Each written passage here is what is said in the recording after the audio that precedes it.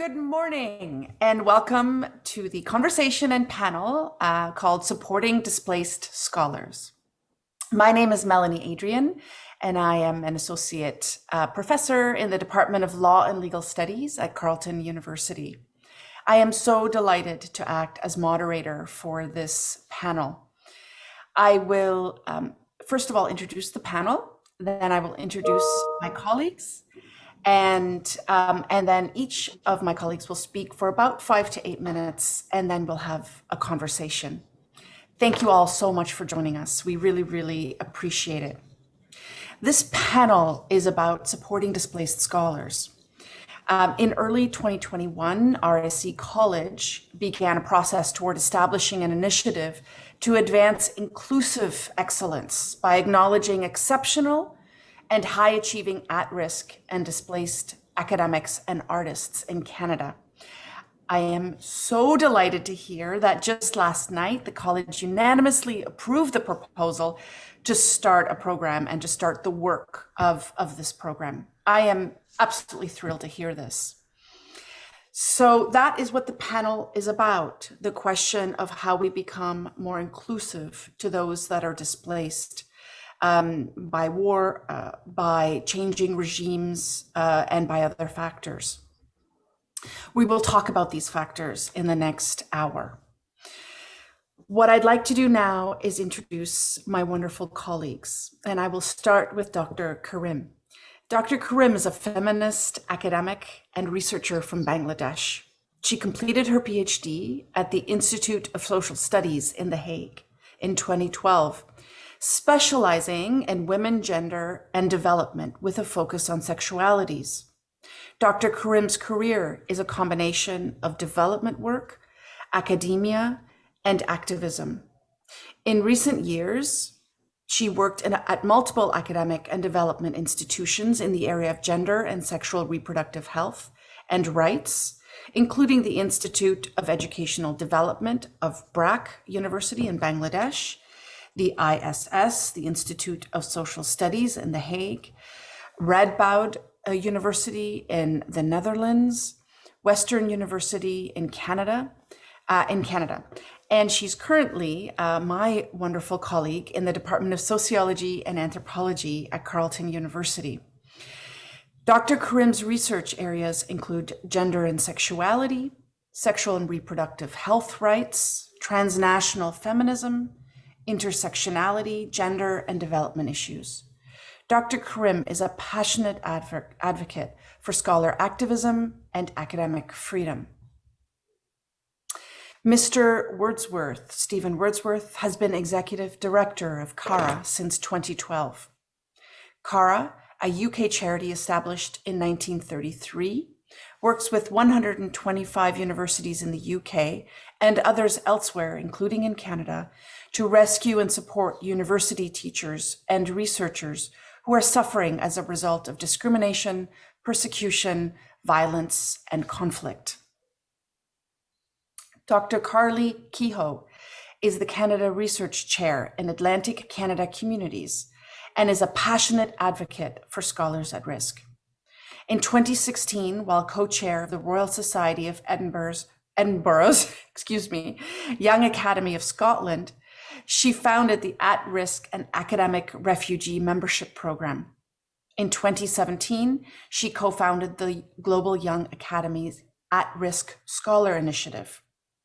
She is a member of the Steering Committee of Science in Exile and is leading the development of the Royal Society of Canada College program that has been successful, that supports academic displaced to Canada by war, conflict, and threats against the person. She is currently the president of the Royal Society of Canada College. Welcome, thank you. I am delighted to introduce all three of you. We'll start with Dr. Karim. Thank you so much, Melanie. And let me start with a grateful thank you to the organizers and for including me in this panel. And I think it's very important, and each one of us are very passionately engaged with this discussion on how to include scholars or academics at risk in new host countries, especially in Canada and many other countries that host them, and make it a meaningful engagement within academia and with the new society and community or the country that they are being part of. I have been a SAR fellow for the past 5 years, and I've been in both Europe and now in Canada. And I speak from personal experience as well as observing my fellows. That's a double fellow there, and kind of I've been thinking about what it means to be hosted, and the generosity and but at the same time having enough gratitude. But when does gratitude actually transition to being included in an environment where you are not at the receiving end of charity and become part of a community? Because I always feel that if academics or scholars, even activists who are part of scholarly activism, have anything very valuable to them, to ourselves, is our passion for what we do and to make it meaningful in terms of application of knowledge. Where does your endeavors, your lifelong work actually become useful to a new environment and not to be rested somewhere else in a different box which will never be opened because it's no longer relevant? I think the whole question is about self dignity and then inclusion in an academic environment that not only welcomes you because you are in crisis, but also helps you to find your way back to a career path, or at least a path that has some resonance to what you used to do before, and not be totally an outcast after 2 or 3 years of placement in a university and working as a fellow. So I think the question is about transition. Of course, there is the starting point of championing academic freedom, which host countries in privileged, socioeconomic academic environments can do for scholars at different parts of the world who are under threat because of different reasons. So it can be regime, it can be ideological differences, or just an environment that is not keen on progressive scientific knowledge. And we all come from different disciplines. So science, social science, arts, humanities, and it is very challenging to find a home, a new host department that understands your contextual background, what you have been doing, beyond the point of being helpful, right? So we often find ourselves very, a lot of warmth in being welcomed in departments or in universities that give you an office room, maybe a course here and there, and it is time bound. And I'm not criticizing it for being a band-aid kind of a solution. I'm just saying that it is very important in those few years or first year, especially for an at-risk scholar to feel safe. So safety is something that programs like this actually guarantee, and there is no way you can do without that. But what happens after that, or what happens in the first couple of years? One is that I think often gets not ignored, but remains invisible in the conversation, is the mental health of the scholar. Because safety is very important, but to be able to go past or walk past what they have experienced is a very challenging I think time or a process for anyone, especially I think when people leave their families behind, or even when they come with families, the new environment is very challenging. And this is not an academic aspect of the placement, but a personal aspect that is not mutually exclusive from academic excellence. So when can we pursue or continue with our work that is that is at the center of the host institute's interest? It is only possible when you feel settled. And how do we feel settled? not only because we have an office room, in a building, but when we are integrated with the department and the university, what gets left out is that often we are isolated because we are not really part of the departments or its everyday activities, right? So, and then you often do not get to see colleagues, you often don't get to build your new networks, and you cannot, and especially in arts, humanities, and social science, our researchers are very, very human contact related, network based. So when we leave home, we have lost our ground for our researchers, and it is crucial for researchers like myself to find new network, new collaborators, new people who are interested in similar researchers. You cannot carry on a solo research far away from your research ground and then be able to publish or do something that really takes you forward. So these are challenges. Also, it is very important for us to understand and come to realization that in a country, a new country like say in Canada or in the USA or in the UK, that we are matured scholars who are trying to enter a job market which is very challenging, competitive. I mean, I think there's no problem with the idea of competition, but when you are so new in a market like that and are entering at a much later stage of your career, it's going to be challenging. And I think it's very important to have this honest conversation at the beginning of the placement, and try to help the scholar to find alternative pathways, maybe within academia, but not necessarily, this whole idea of getting a tenure track, job or something that they have been doing all their lives.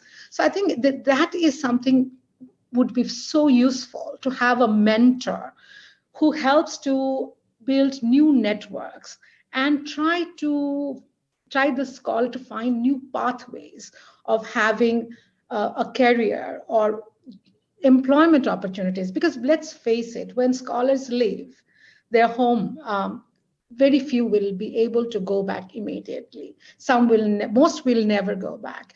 Though you can still contribute to the knowledge, base or the future of your own country that you have left behind, but it is a parallel life, and you have to balance both worlds, what you have left behind and what lies, in front of you, and nobody can deny that future either. And how do we facilitate when we host someone to have this future that looks, promising, at least, if not, bright enough?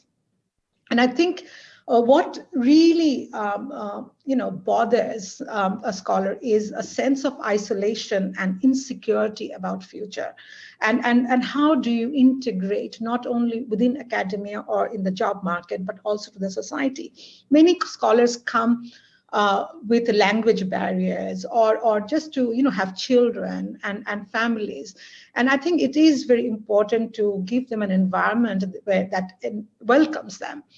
But within the academic career path, I think it still lies in the responsibility of, say, someone like Can, for example, here, to connect the fellows through a network on a regular basis, and try to find other partners outside academic world, and circulate them. I really want to use the word circulation of scholars who scholar fellows who are at risk. Why? Because circulation only will give them exposure. Just to give them one course and chance to meet 20 students, or maybe 100 students, it's not going to actually take them anywhere. But more you circulate scholars within your university, when a scholar comes, they have many talents and many specialization to make a profile and then circulate it with all relevant faculties and say, look, I have this person, use this person, because the more you get to see visible you are, the better chances that somebody will pick you up and find you interesting, give you a small a job here and small job there, and you build on your experience that is suitable for that country that you're being hosted in or you're trying to integrate with, Right. And I think often scholars are underused, it gets rusty. If like anything else, knowledge is not like not something that grows on its own, and your confidence get affected. So I think it is important that we understand the scholars who come here are human beings with all kinds of the sides of their personal lives that contribute to the either progress or the stagnation of their own growth, and to help them grow better in this new environment, in these new countries, is a collective effort. And educational institutes, while they champion academic freedom and support scholars, I think if they organize themselves a little better with these considerations, they will be able to help scholars and activists to actually add value to their program. It's not a charity. It's something you do because there is a reason for academia to stand in solidarity with each other. And helping a scholar to grow better is going to actually add value to your own growth. And this is something we often, I don't think, consider very seriously. And that's what I feel. Where I don't want to use the word, organizations lack in, but maybe they're so busy, collecting funds and supports, and it's a labor intensive work, and you all work for free, and it's your own passion and your own activism. But a little more organized effort, if this is a serious program that SAR wants to take forward, which it has been doing for 20 years, is that to look into integration and resettlement more seriously. So, yeah. Thank you. I think I've spoken. Excellent. No, thank you so much for that, Dr. Karim. I will move on to Mr. Wordsworth. Thank you, Melanie. There's a bit, perhaps, an introduction about CARA and what we do and how we work. As you said in your introduction, CARA was founded back in 1933, and it was the work of the person who was then the director of the London School of Economics, William Beveridge, who was traveling in Austria in the spring of that year. Next door in Germany, the Nazi Party had just come to power, and one of their first diktats was a new regulation which banned non-Aryans from the public service. Non-Aryans was clearly meant to target Jews in particular, and the public service in Germany included universities and school teaching. So essentially, a large number of academics in Germany were about to lose their jobs. Beveridge came back to the UK. In the space of about a month, he pulled together a group of 40 university leaders, President of the Royal Society, British Academy, other leading thinkers of the time, and founded what was intended to be a rescue mission to enable those who were being pushed out of their jobs to have somewhere to go where they could be supported while they found themselves new positions, either in the UK or traveled through the UK onto other countries where they would be safe and could continue their work. In the years between 1933 and the beginning of the war in 1939, something between 1,500 and 2,000 people were supported in that way. About 850 or so settled in the UK.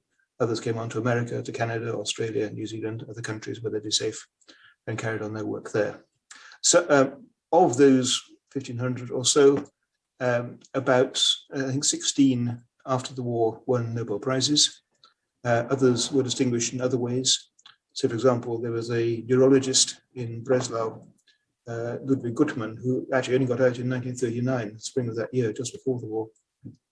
And while in the UK, he worked at Stoke Mandeville Hospital with spinal injury patients and pioneered the technique of essentially encouraging them to move more. Until then, they'd just be left to die, essentially, to move more by using sport.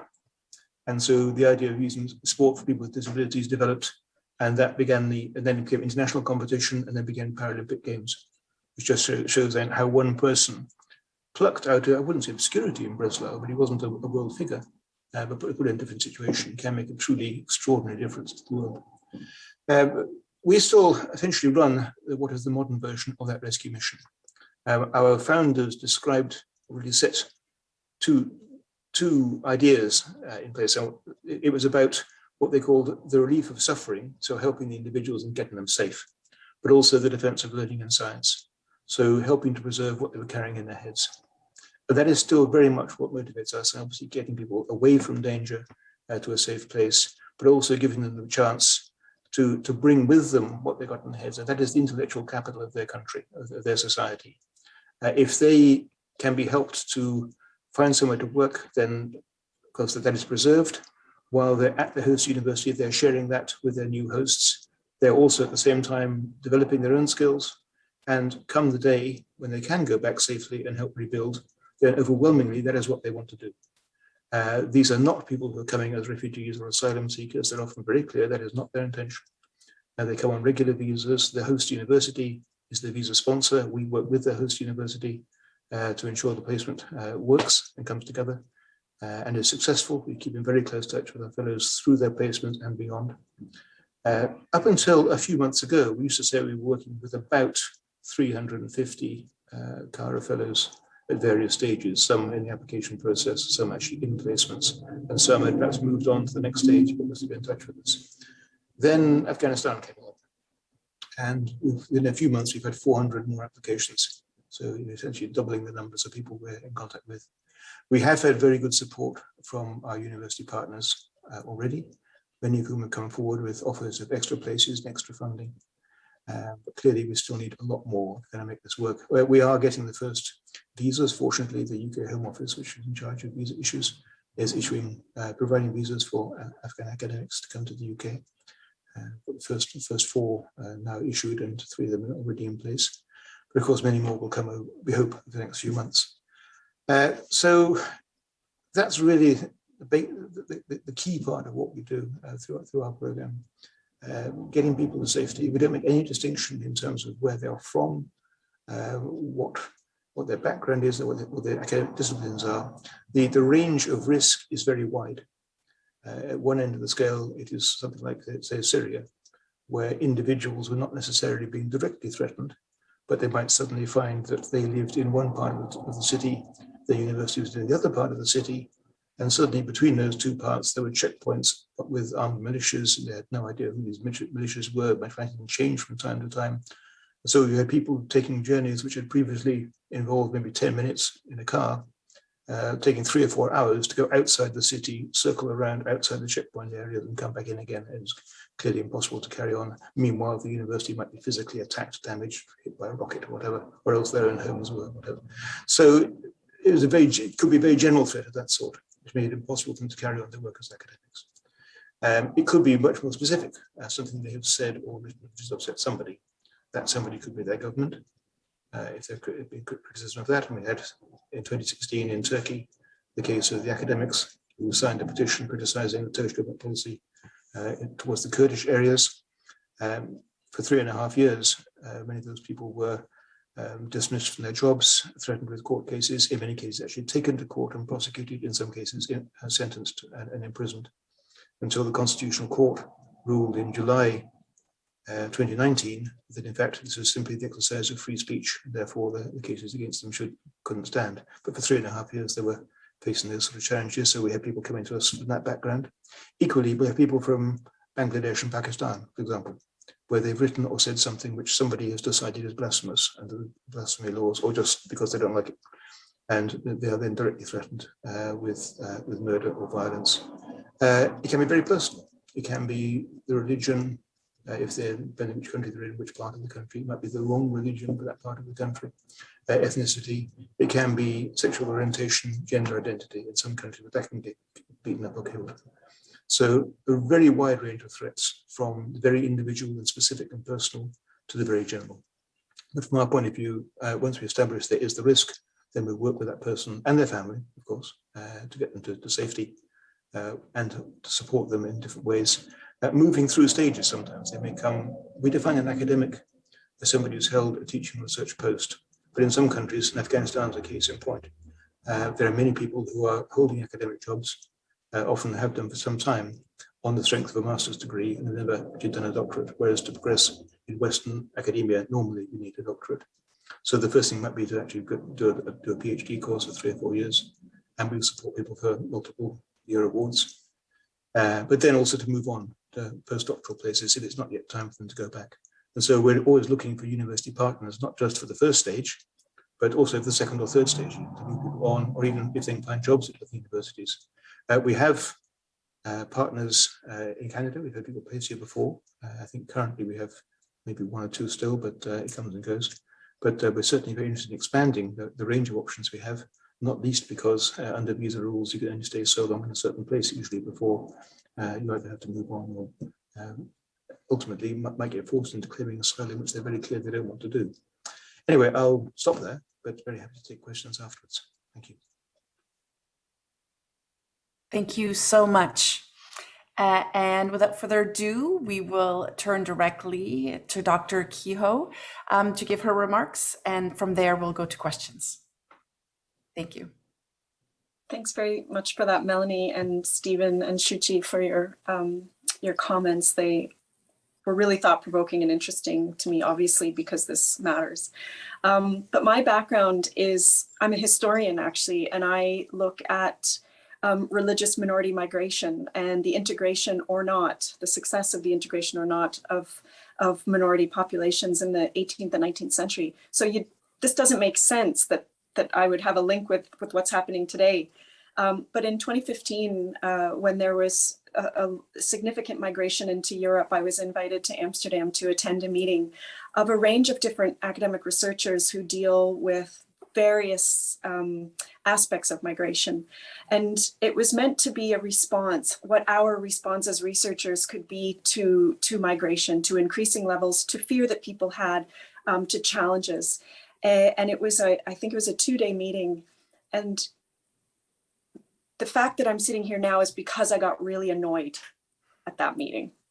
And I got really annoyed at that meeting because as academics, you will all know, we have a lot of good ideas. We think in really interesting ways, but we talk a lot.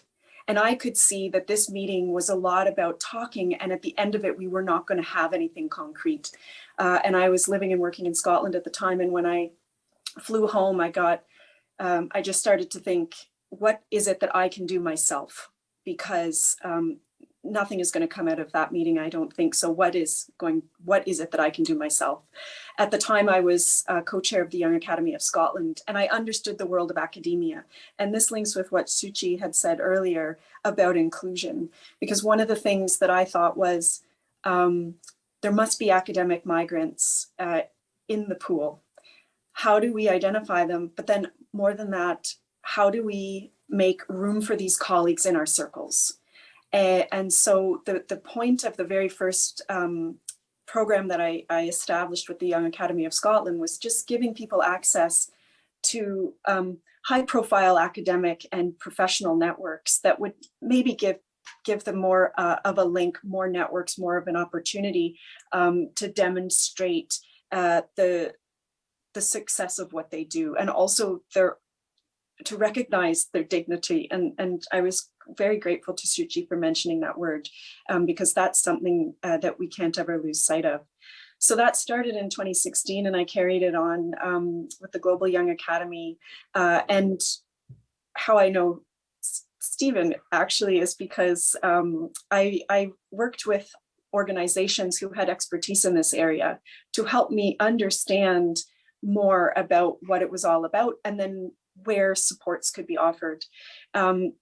The need for partnership in all of this is crucial, and I'm really happy to see the Royal Society moving in this direction through the college's initiative. But a big thing for me, and we will talk about all of this in the discussion, but a big thing for me is finding ways to level the playing field and getting away from the idea that this demonstrates excellence and this doesn't. Because we have to be open-minded in understanding there is an awful lot that we can learn from each other if we provide doorways.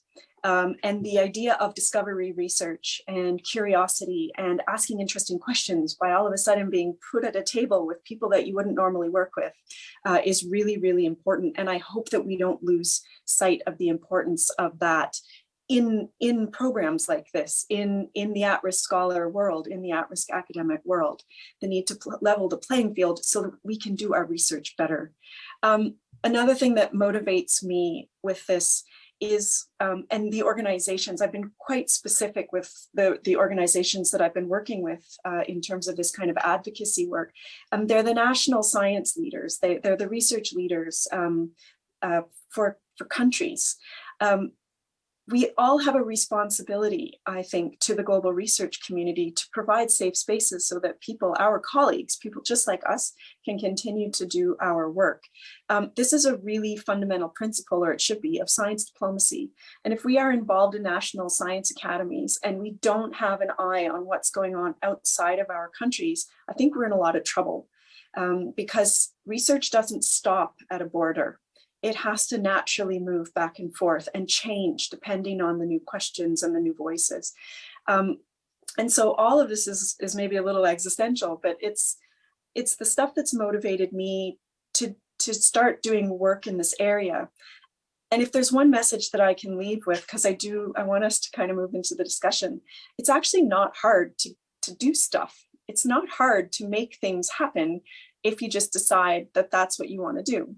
And so developing these programs for at-risk colleagues, you just have to find other like-minded individuals, and you just have to push through doors that I think are already ajar to get them to the state of, let's make these networks open, let's include colleagues who we need to hear from, and let's support science and be good science diplomats.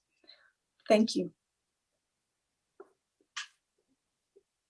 Thank you so much to all three of you. This is such a wonderful, thought-provoking opportunity for us. So thank you. There's so many questions here that we could talk about and discuss. And I think the first question, if you don't mind, Carly, I will jump on, which is a practical one for all three of you. But Carly just mentioned it, which is, what can we do? Right. So if there's someone here that's watching this, that's persuaded by what we've been saying and what you've been saying, you know, and they're wondering, all right, so how can I become involved? Right. So if I could just, from all three of you here, what would that look like for those that are sitting and thinking about how to support displaced scholars?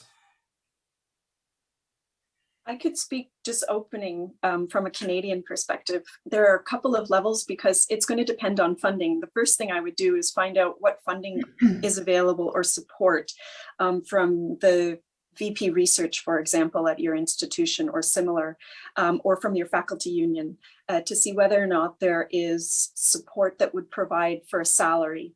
The other thing, if that's not available at the moment, is to be aware or make yourself aware of other institutions that are hosting colleagues, at-risk colleagues, and inviting them or making space for them in a seminar or a research group, a research cluster. That doesn't cost anything. It takes a little bit of outreach, but it doesn't cost anything. And then what I think that will do is it will help generate awareness, not just of the fact that there are at-risk scholars in our midst, but the fact that there is some really interesting research excellence dotted around and we just need to identify it. That would be a starting point. Mm-hmm. Mm-hmm. Okay, if I can jump in, just building on that, I think I'd agree. But begin a discussion with your colleagues about what you want to do and what the benefits would be for your university, if that's where you are. I think it's important to realize, as I said when I was talking earlier, these people are not just coming empty-handed. They're not just looking for help. They are bringing with them all their years of experience, their expertise in a particular field, but also their regional background, everything else. Many universities find that very much an enriching experience, both in terms of their subject, but also more generally, what people bring with them and can share. And yes, you need to find people with the money because they also need to be supported, depending on which country it is and how the visa system works and what the other options are. By and large, the university has to find the funds to take care of the people, which may be a family. In a big city, that can be quite expensive. But I think it's important to realize that higher education is a highly international, highly globalized business, and all major universities around the world get the benefit of that in terms of the international faculty, international students, and so on. And really, the other side of that is doing something for colleagues in other parts of the world who, through no fault of their own, are suddenly in desperate trouble and need urgent help to get away. Well, otherwise, they may literally be killed. Or certainly find it very hard to pursue their careers. It's as black and white as that sometimes. So really get the discussion going with colleagues, put the argument, realize that it's not a question about sort of, you can't guarantee this person's going to be a Nobel Prize winner, but there might be. But even if they're not, what they're bringing with them is really important. Mm-hmm. And will be, one hopes, important in their own country one day when they can go back and help with rebuilding. But meanwhile, of real value to the host university too. Mm-hmm.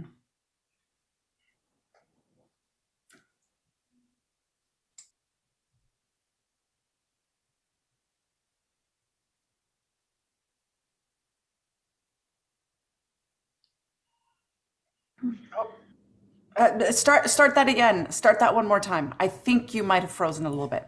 Me? Yes. So we haven't heard anything. I thought I was freezing. Not from, sorry. I know that the funding part is so challenging, and it's a more like a diplomatic work than anything else. But in the past 5 years, I have increasingly been part of a speaker series that Scholars at Risk from New York, they run, which is that they have these profiles of scholars and different universities who want to promote the programs, especially, and try to encourage the university funding to roll, to have scholars like myself to come, previously in person, now through different media, to come and speak. And what it does is advocacy by showcasing a scholar in person.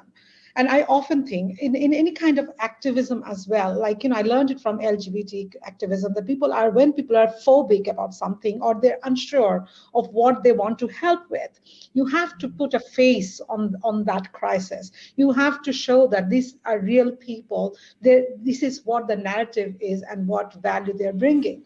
And I think policymakers and other colleagues who are unsure of how to support a program like this, either financially or by any other means, often financially, would be convinced if you have, all the scholars who are, being underutilized to come and speak and showcase them and show that this is real, value, and this is real people. And that I believe that often keeps the ball rolling, because people want to have that human connection and not, undisclosed, profiles and names and things, which are important for security purpose. But when there is a safe space, showcase us, showcase them, and use as much advocacy, strategies as possible with students, with colleagues, with admin people, or people with very deep pockets. Mm-hmm. So if I could follow up on that then, how do we do that without that showcasing, that need, that putting the face on it, without adding one charity component, right? Which is about, right, Scholars at Risk in some universities across Canada. Or displaced scholars, as we're calling them here.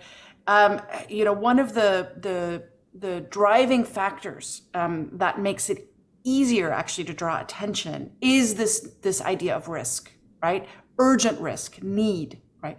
And so on one hand, that's been a useful tool, frankly, to leverage ideas and finances, pocketbooks for sure.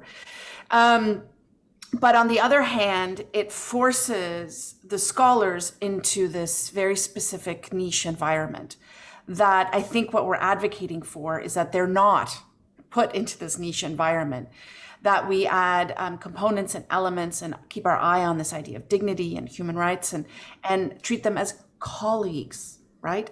As global colleagues. And so I'm wondering if we could speak to that tension that we have in our program and this idea and how we might understand that in a better way. Can I just add something to that? Because in the Yes. beginning, I often felt that I was showcased as that exotic breed. What I mean. The intention is good, but you feel that there's a lot of pressure on me at that time to talk about the story, and the stories are important. That they attract people's attention. And nowadays I carefully avoid the story and go to the meta narrative, like what is important.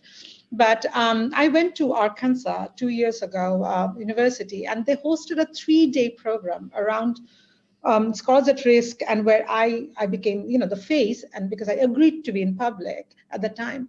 But it was a good combination of programs. So there were class lectures where different departments would use me to give lectures and expose their students. So there is one level. Then there is a key public lecture where everybody's invited.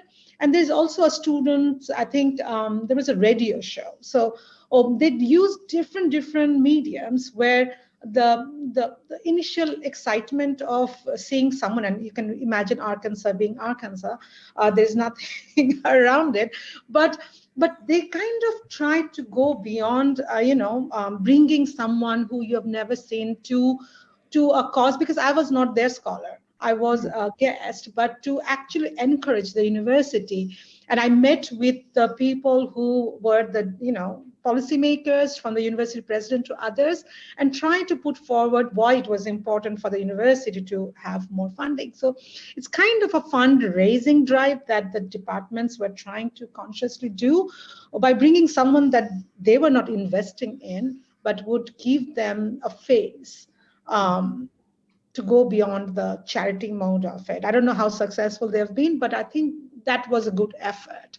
But not to force scholars to always talk about the sad stories of crisis and how they have lost everything and this and that, and to go into that academic value that the whole point is about. Yeah, Melanie, if I can... Oh, sorry, Stephen, go ahead. I just want to say, to add to that, and the problem often doesn't actually arise of people being in a niche, because although from our point of view as the charity, it would be great if as many as possible of our fellows went out and told their stories and said, this is what Kara did for me, and now we're here and it's wonderful. They don't want that. They are mostly very worried about friends and family back home. They've all left people behind. They're very worried about, if they appear at any events or speak in public, who may be there with a phone making a recording, where that recording may end up.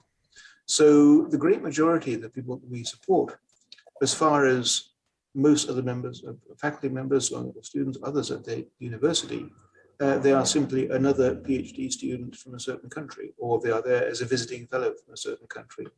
They're not obviously linked to us in any way. We will know that, they will know that. A fairly small number of the staff at the university who are involved in setting the whole placement up will know that. But mostly they'll be pretty well invisible to many other people. They're just regular people doing regular university stuff, and that's where they want it, because they are very worried. Depends, of course, where they come from, and there are some who will go out and do media stories and appear with their faces in magazine articles or go on radio, whatever. But on the whole, quite few. Most don't want that and just want to keep a very low profile, get on with their lives, get over the trauma that they've been through with their families, and just settle down as far as possible to a normal academic life. And of course, from our point of view, we would never pressure them to do anything else.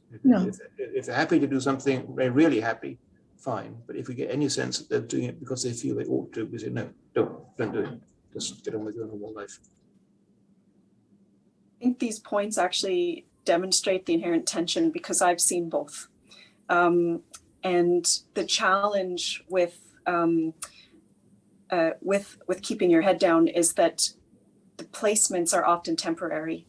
And so when it comes time to actually get a permanent post, nobody knows who you are, or you haven't been able to publish under your name, or people can't follow your career because there was a major interruption. And so I've spoken with a lot of colleagues who've really struggled with that. And they don't even make it onto the radar of, for example, a search committee. There are a couple of examples in Canada, one excellent one and one unfortunate one. The unfortunate one was where a colleague had a one-year placement and really was just forced to, at every turn, identify as a scholar at risk, to the point when they tried to speak to the university administrators to say, I'm actually a practicing researcher. This is what I do. And they actually didn't want to hear it. And that was extremely disappointing to hear. Yeah. Mm-hmm. But then there was another instance where, and I will identify the University of Guelph as outstanding on this one, where colleagues hadn't really realized that they had in their midst an academic at risk. So a faculty didn't realize that somebody had been brought over as a displaced scholar, and their term was about to be up. And once the faculty members understood and realized that they had a colleague who was at risk, they actually mobilized to get the term extended. And that was, from what I understand, a really amazing experience for that colleague, because not only were they permitted to continue with their research, they were accepted as one of the researchers of the department, and that department rallied around them and made them feel part of it. And that, it just shows this very stark difference that can exist in our own institutions, where there's maybe a complete lack of sensitivity on one hand, and then a genuine recognition of collegiality and progressing research on the other. But Melanie, that was a great question, because there is that tension. Thanks so much. Yeah, that's such an interesting discussion. I wanted to just pull on a piece that we've been talking about, which is this integration piece. And I'm wondering, Stephen, if you could talk a little bit, given the historical trajectory of your organization, right? To in the 1930s and looking at how do we save these ideas, these people and their ideas, right? If you can speak to any trends that you see, either nationally or more locally at the university level, of this idea of integration or reception, right? Is it more difficult now? Is it not as difficult? Do we have a different frame around this these days or not? And I'm that's a big question, actually. I'm putting you on the spot a little bit, but. and CARA has changed what it does. And I joined in 2012. And at that time, in fact, whereas CARA now stands for Council for At-Risk Academics, then it was Council for Assisting Refugee Academics, and that was the focus. It was on people who were already in the UK with refugee status, essentially settled, who needed fairly limited help to get back into academia, maybe a small amount of financial support, whatever. It was really the situation in the Middle East and the various crises there, but particularly in Syria, which pushed us towards recognizing that, that while that work is important, there are people out there who are going to get killed if we don't do something. And at least those who are in the UK already may have all sorts of challenges, but they're not at physical risk in the same way. And so we switched our time and effort to helping those who were at immediate risk and getting them to safety, so bringing them across on regular visas. I think a lot of the integration rests clearly with the university. It helps that we are normally giving multi-year awards as standard. So the two largest categories we have are PhD students who of course are doing 3 or 4 years, or postdoctoral researchers who under UK visa rules can stay a maximum of 2 years in that role, but then maybe we can find other opportunities for them. So we are, anyway, the university is normally taking on a multi-year commitment from the beginning, and that was recognized by the people involved in the process. And usually a whole team will rally around, an entirely informal team of members of the department, some of their family members, because often there's a family traveling with the fellow, to help them to settle in and get started. And also counsellors and others who are available if needed, since people are coming out of those situations may have mental health problems arising from what they've been through, or if not the individual, but then a family member, maybe a partner or maybe a child who's witnessed something terrible and needs help to cope with that as time goes on. That may emerge only over time. So we always encourage universities to work with them, keep close to them. We do the same ourselves to help them integrate.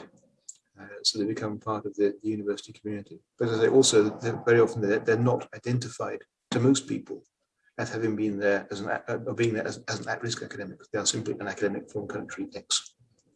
Only a fairly small number know the background. Thank you so much for that. I know that we have just a few minutes left, so I wanted to make sure also that you had an opportunity to ask each other questions, if you have them, or if you want to draw on certain themes that we've been looking at. So I want to make sure that you have that opportunity. In the meantime, I will ask one last question, if I may, and I think this is such an important one in terms of integration. So pulling on the last question, but really drawing on something that you said, Shuchi, which was this transition, right? And integration, both at a personal level and at a professional level, right? Because we're working on both of those spheres. So to think about, for someone who's coming into a new academic environment, like in Canada, what do I contribute here? If I'm, a displaced anthropologist in particular, where's my new field site? How do I understand myself vis-a-vis my profession, right? And how do I now do this in diaspora, if that's the concept, or how do I do this in another site? So that's, one piece of it, but then also the mental health aspects that, we're talking about more and more generally in our society, but I think we need to also really talk about in this context. And I'll just share an example from my own work with scholars at risk over the last years. And one of the pieces that we put into place was a mental health support structure for our scholars. And after having seen scholars who have faced difficult displacements, who faced prison sentences, who were tortured, who faced really dramatic personal discriminations and situations, and that we understood that we needed to find support. We were not enough, for sure. We needed professionals to help them to digest and to get on a footing that would allow them to function well in their lives, vis-a-vis their colleagues and professional lives, as well as their family members. And so that was really, really important, and something that we started some years ago. But I think I just want to open that space up a little bit to talk about that in particular, but also these concepts that we have of integration, right? Because displaced scholars, some want to go back, some don't, some will be able to go back, some don't, right? There, we have a whole array of scenarios and situations here. And we don't know necessarily who they will be or who they want to be, who they will be able to be given the scenarios, right? And I'm thinking here of Afghanistan in particular at the moment. We have no idea if those scholars who are coming, who are mid-career, will be able to have an opportunity to go back if they so wish. So just wanted to open that space up a little bit for questions and comments and crosstalk. Sure. One thing we found that was really important, we piloted late last year and then rolled out this year a new mentoring program for our fellows, because until then, the people that come across, they had their supervisors, they had the people they actually worked with. But we realized from the comments we were getting back that what often they need was somebody else outside that system to whom they could talk. And in the academic world, they understood how it worked and could answer questions or give advice, but not in their direct, in their university necessarily. And in a way, COVID sort of helped, because rather than thinking of it as being a sort of face-to-face program, it was obviously, it had to be virtual. So we have mentors all over the place, pairing up with fellows who are here, but just to talk through with them any concerns they have, any things they feel they can't talk to the host university about, or are not sure how to raise it, or just they don't want to say, I don't understand how this works because I don't know this system, so what do I do? Which isn't always something they want to say to the person they're working with directly, because they feel it makes them look a bit weak or silly. So to have somebody who's not going to judge them, who's not in any way involved in reporting on them, but is simply there to be a friend, an informed colleague who can help them. That's, I think, working very well. We've now rolled this out more, because we need more mentors too, but that's I think 50 or 60, but it is growing fast. Mm-hmm. I think the point about integration is really important, and I think sometimes people confuse it with assimilation.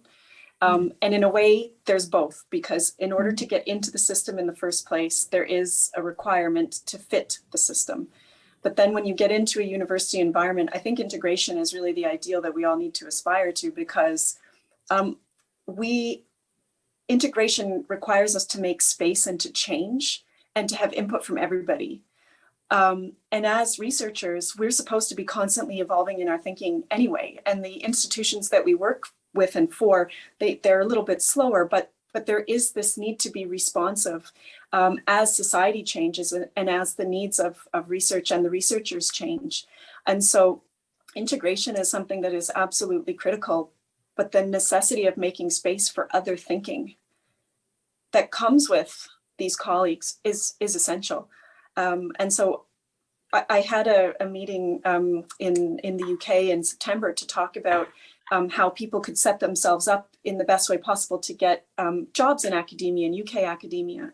And one of the colleagues just said, but I thought that everybody was supposed to be welcoming of integration, and everybody's supposed to welcome our different perspectives. And I said, ideally, yes, but in reality, that's not true until you get in the door, until you get in the system. And then you're, again, this idea of safety, being safe enough to challenge and to say, why don't we do it differently? Why don't we think about it this way?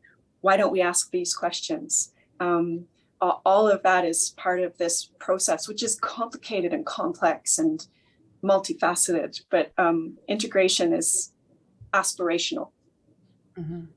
I think also just remember, people often coming out of a very different system, one where they didn't have to apply for a job. Once you did your degree, or it was, the system gave you a job. The state controlled it. And if you were a loyal servant of the state, then you got a good job. If you're not so loyal, maybe not such a good job. And the idea that you actually have to sort of push your own career, and as you do when applying for jobs, essentially sell yourself, is something that culturally people are often very uncomfortable with. They just don't feel that that's them at all. And so it's not just that they haven't got the academic skills, it's helping them develop the sort of people skills in the model which they now have to work. Mm-hmm. They can promote themselves and can look for opportunities and then know how to try to pitch for them. Mm-hmm. I absolutely agree with you. Not that people are not used to pushing for the careers, but it's a different ball game. And when a new you try to be part of a new system, I think two things are very important. One is what Cardi was saying.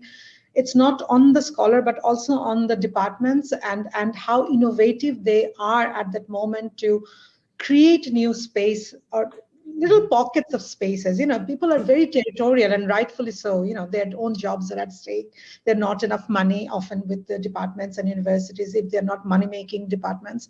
But I'm sure there are ways you can accommodate a well-deserving and befitting, scholar who have other values in terms of knowledge. But the thing is that we come from different systems. Even Europe is very different from North America. North America is so different in terms of job market. And I think I personally would have been really, I think it was my shortcomings as well, that to look for facilities that would help me to go through changing my CVs or cover letters or how to approach. These are skills that not automatically comes to you just because you're sitting in a room, but people who are experienced in it can tell you that, this is a great CV, but it's not going to work like this here. You have to remodel it, or you have to, it's selling yourself in the most authentic manner, but also that is good for the market. And I think, departments or the, or even SAR itself can have a mentoring program where, depending on where you're locating, they find you a mentor who help you with that. There's a lot of demand on a scholar's part, on the organization that is trying to help them. But, I think a little extra mile will help a scholar to go, farther in life and integrate. Integration is such a, such an abstract idea at times when kind of there are roads end nowhere. So I think there is an increasing amount of frustration and disappointment when you do not find a way out, but I think that can be changed. Thank you so much. Thank you to all three of you for your solidarity, your hard work, and your commitment to this idea of borderless ideas. I really thank you so much for taking the time out. I also want to announce that for anyone who would like to watch this at a later date, this video will be up as of tomorrow, I hear. So so then we can distribute it to our networks at that point and to anyone who might be interested in learning more. So thank you. Thank you. Thank you.